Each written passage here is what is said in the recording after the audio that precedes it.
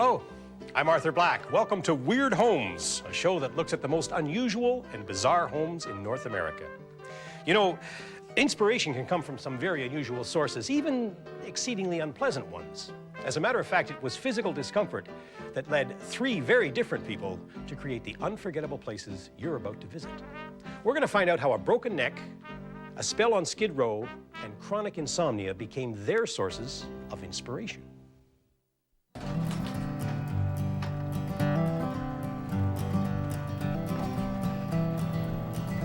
Meet Albino Carriera. This guy's got more pins, plates, and screws in him than the Queen Mary. If I don't have screws in my neck, I can live.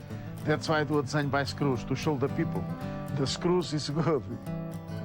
Dalton Stevens relies on needles to relieve his discomfort, needles and thread. Every night I don't sleep, I work with buttons. Doing something, either putting them on clothes or either putting them on something else. Cleveland Turner. He gave up rosé to cultivate roses. And I had to go in the hospital to get off that wine. And so one night I had a vision, a big pretty thing come up out of the ground, and it was all color, you know, and beautiful with flowers. So, and I got my life straightened out, and I tried to make that beautiful vision I had. The way these three men each handled their personal setbacks not only helped them get over their problems, but inspired some very unusual homes. For instance, let's take a look at Albino's house in the middle of a Toronto neighborhood. Now, when you take a real close look, you discover it's covered with little plugs of wood, each held on by a single screw. That's a little crazy, wouldn't you say? Of course, I thought it was crazy. But after being here a while, I really like that he does it. The kids love it. People are always here looking at it. How does the water just go psh? I wonder how it comes. I like the fountain in the back and the front. There's a lot of neat things in it. The young ones fall for it hook, line, and sinker. And the adults aren't far behind. I broke in my neck, in my spine. Then I have 6 screws and 2 plates. I have 150,000 pieces. I go under 55,000.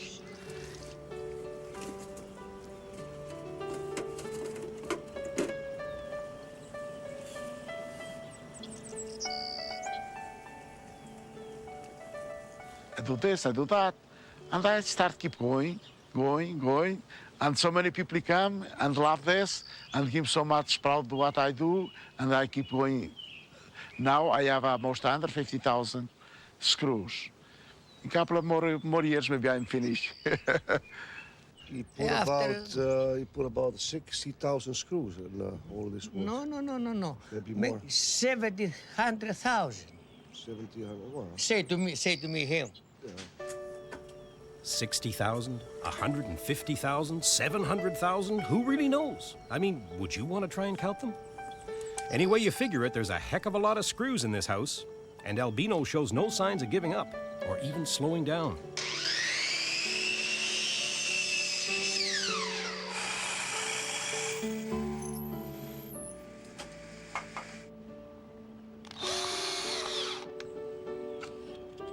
A few years ago, Albino fell off a roof and broke his neck, his arms, and his legs.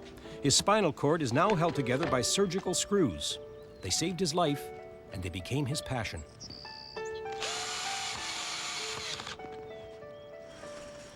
Albino never strays far from the source of his inspiration. The twisted strands of wooden discs on top of his garage look remarkably like vertebrae. I think nobody do what I'm doing. No, I never see like that. No, nobody. No, nobody have patience like me. I have patience. Now? Huh? Ainda vai finish Oh now? yeah, another 2-3 years. Oh my. I have to, you see, the design it takes a long time to do it. See here, tem que fazer uns desenhos com uma espécie de uma foice. As Albino points out, the placing of every single You have to do screw like is this, meticulously planned, This one, you go the same way. whether it winds up on the fence or the front door. Even in Alice's Wonderland, the House of Screws would turn a lot of heads. Hi, I can see you. For youngsters, a tour of Albino's house is like a free trip to Fantasyland.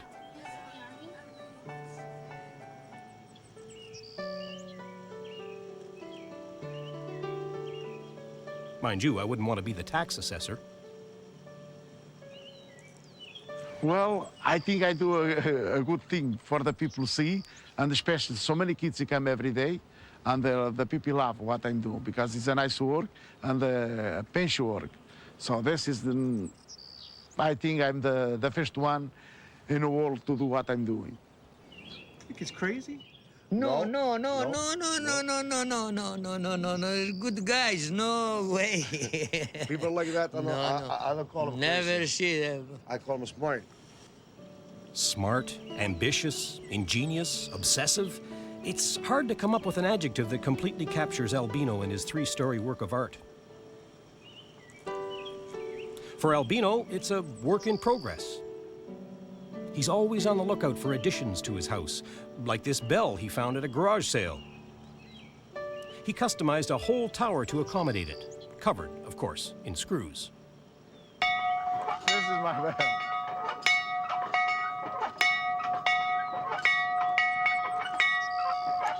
Albino's House of Screws, an architectural wonder that quite literally grew out of a pain in the neck.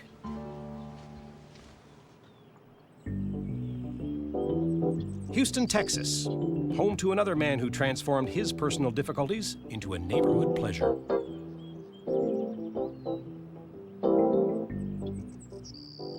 Somewhere under all these blossoms is the home of a reformed alcoholic.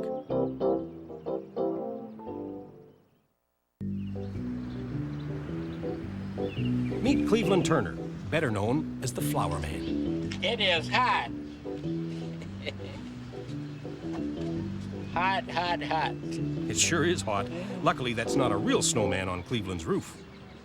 There isn't a whole lot that Cleveland wouldn't consider adding to his decorating scheme, as long as it's colorful or amusing, and as long as it doesn't get in the way of his first love, flowers. When I make a house without flowers, is not a house. And that's mean why I really love them. And I put that the flowers to match the house, just for people to look and make me satisfied. But there was a time when wine was more satisfying to Cleveland than flowers. Had a vision. I was down there in St. Joseph Hospital. See, I came off the skid row, and I had to go in the hospital to get off that wine. And so one night I had a vision, a big pretty thing come up out of the ground, and it was all color, you know, and beautiful with flowers.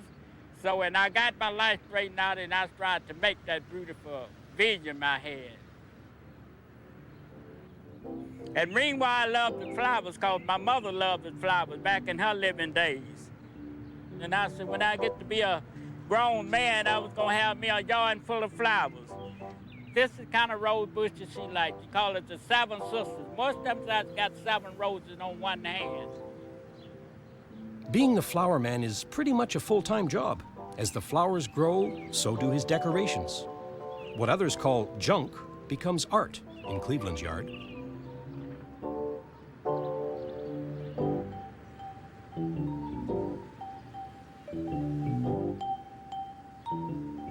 This is just what I like, you know.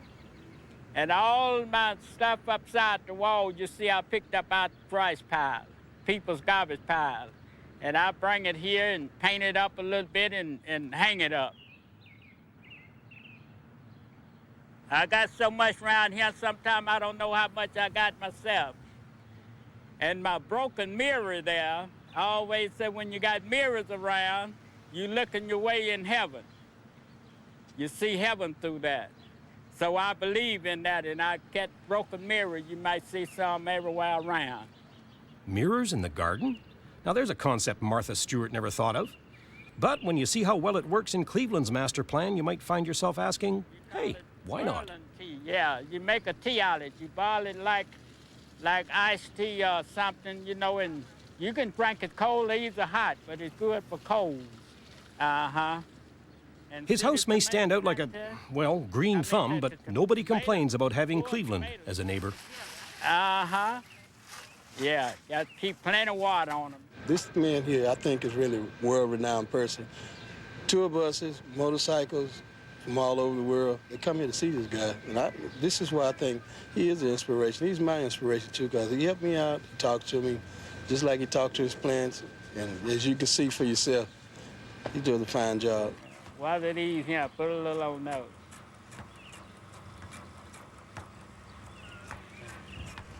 A little bit on that. Back behind this room here, this is my bunk bed. This is where I sleep at, back behind here in the summertime when it's so hot. I don't sleep back up in my house. I lay up in my bed. This is home sweet home to Cleveland and his close personal friends. Yeah, those my chickens there and my little biddies. I got 7 of them. Got 7 of them there. My stereo, I'll be listening at, and while it's hot, I sleep here. I don't sleep back in the house. And this is my chair. I sit down here and sit with the chickens down here and listen to them cackle. I have a bunch of rabbits, and my duck over there, she's sitting on some eggs, hoping she set her 4 eggs out. That's my little flower bed up there. And don't nobody stay helping me and my duck, rabbits, and chickens. Chickens inside and chickens outside, and what else? Just show what I can make out of junk. Nothing but junk I picked up out the ditch. It's a little beautiful sight. There, I got to straighten it up a little bit. I don't hardly know what it is myself, but it's just a loud color, and it got the eyes up here, and I know it's fruit or something, so I just got it up there, and the kids like it. I put a whole lot of this up here for the kids. They call me the Popeye Man and Bluto. I'm so happy to call it all this on the house is junk, but the junk make art to me. And that's what I call it. Yeah, artwork. And such an old piece of bed and brushes, I'll knock the mold off it and I'll put it up there and paint it up and just make something out of it. Cleveland's vision has inspired a combination of just about anything. And I don't own the house, the rent man, I rent, but they are proud of it because it's just making their other houses around here look more better and make the whole neighborhood look good. Make me proud, too. Cleveland Turner turned his personal battle with the bottle into an oasis of color and a neighborhood triumph. Bye, say, bye.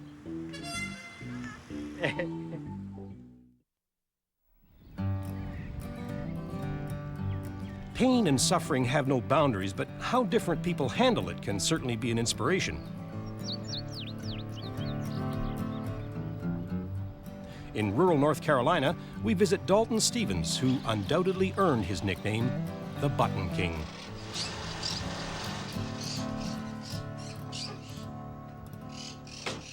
The reason you see all the buttons that you see, I have insomnia. And back in 1983, I started sewing buttons to occupy me and occupy my mind through the night to keep from waking up my family.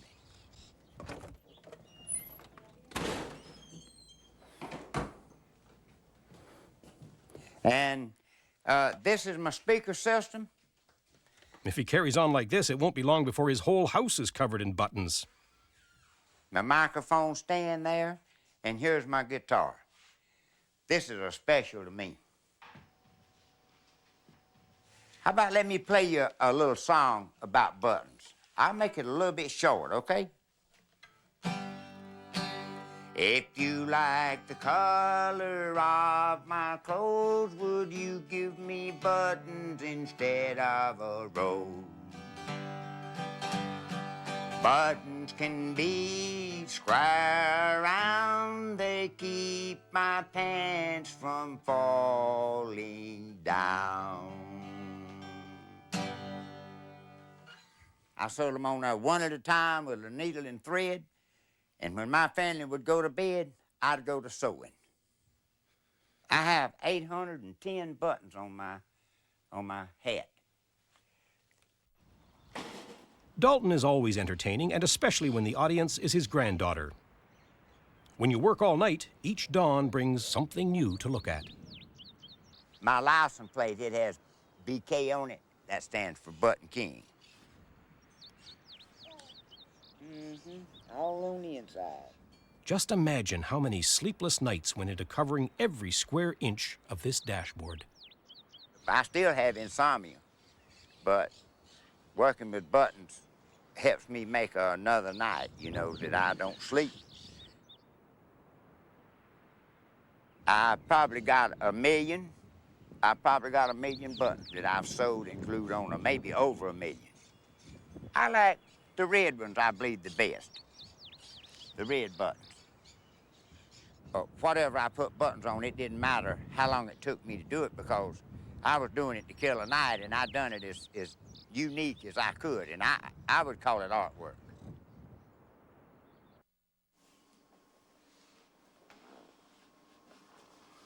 For the Button King, insomnia is an excuse to get out his best bib and tucker and even sing a song about it. Give me a bag of buttons, buttons are my bag. I start sewing buttons before my eyes begin to sag. Buttons will make or break me when I sign the big contract. Then I'll be the richest of all insomnia acts.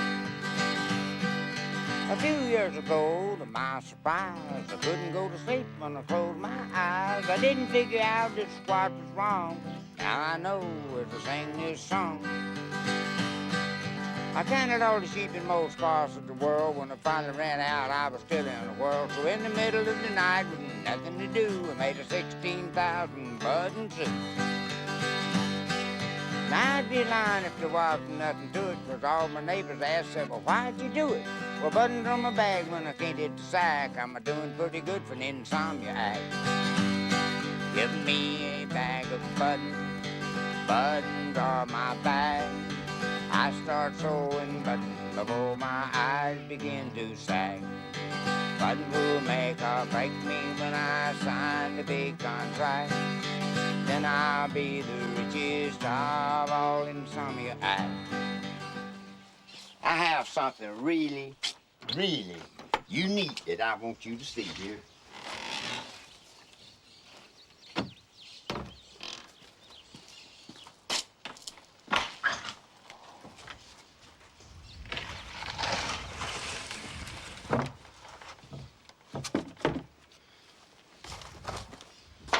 This is my hearse. I have over 600,000 buttons on this. And I have buttons here from about all over the world. These buttons here, right here, they come from Japan. They gave those to me. They gave me 50,000. And all the rest of them up there like this come from a Philadelphia button company in Philadelphia, Pennsylvania. And I have me a flag here. I think that's unique. And on the inside, I have the last earthly friend that I'm going to ever have, and this is it.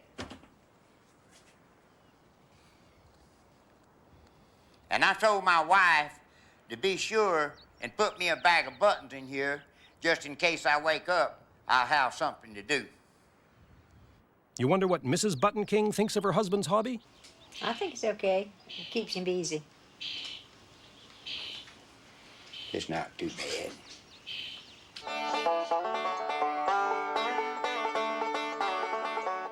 Dalton saves his button sewing for after the sun goes down. During the day, you might find him out on the porch, just strumming on the old banjo.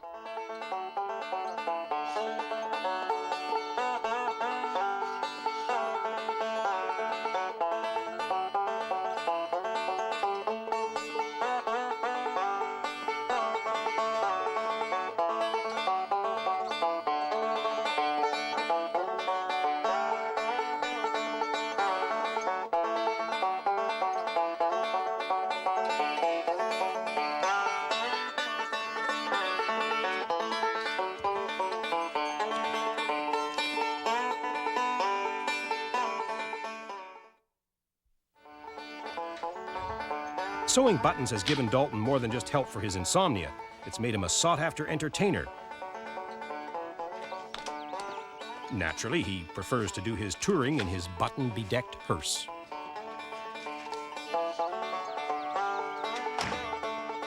And then after I got finished and got to going all over the country playing and entertaining, then they seen that what I done has benefited me for insomnia and, financially too.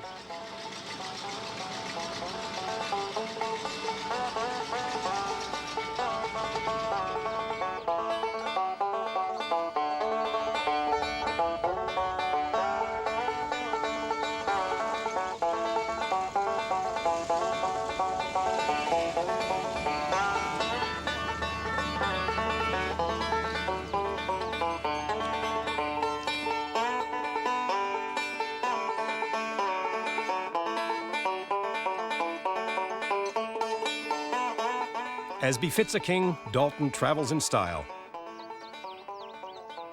It's hard to imagine this man has chronic insomnia when you see the smile on his face.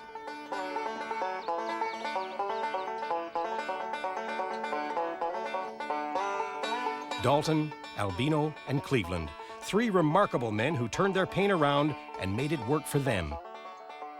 An inspiration for all of us, and a reminder to make the best of what we've got and have a lot of fun doing it.